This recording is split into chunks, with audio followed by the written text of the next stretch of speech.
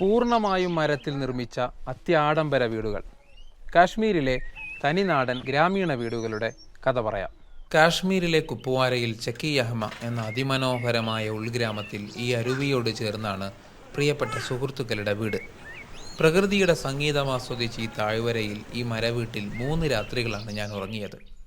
നിലവും ചുവരുകളും തൂണുകളും കോണിപ്പടികളും ബാൽക്കണിയും മേൽക്കുരയും അടക്കം പൂർണ്ണമായും മരത്തിലാണ് വീട് നിർമ്മിച്ചിരിക്കുന്നത്. 3 മാസം ശക്തിയായ മഞ്ഞു പെയ്യുന്ന, മറ്റു മാസങ്ങളിൽ ഫാന് പോലും ആവശ്യമില്ലാത്ത വിധം തണുപ്പ് നിലനിൽക്കുന്ന പ്രദേശമാണിത്.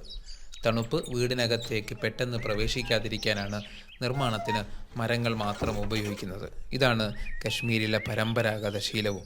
മേൽക്കൂരക്ക് മുകളിൽ ഷീറ്റ് പാകിയത് മഞ്ഞു കഷ്ണങ്ങൾ വീടിന് മുകളിൽ നിന്ന് എളുപ്പത്തിൽ നീക്കുന്നതിന് വേണ്ടി കൂടിയാണ്.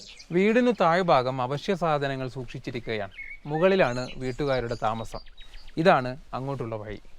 5 മുതൽ 10 വരെ, ചിലപ്പോൾ 15 അടി ഉയരത്തിലൊക്കെ മഞ്ഞു വീഴും. ഈ കാലാവസ്ഥയിൽ വീടിന് താഴെ താമസം സാധ്യമല്ല.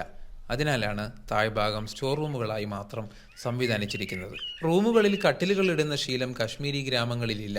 ബ്ലാങ്കറ്റ് വിരിച്ച് തറയിലാണ് ഊണും ഉറക്കവുമെല്ലാം.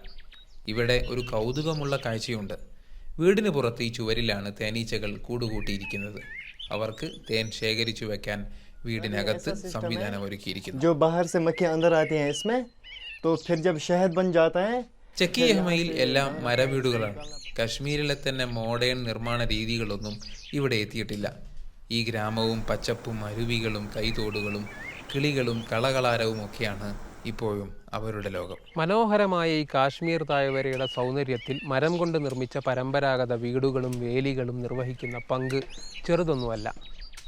കശ്മീരികളുടെ പാരമ്പര്യത്തിനും സംസ്കാരങ്ങൾക്കും കശ്മീരിനോളം തന്നെ സൗന്ദര്യമുണ്ട്.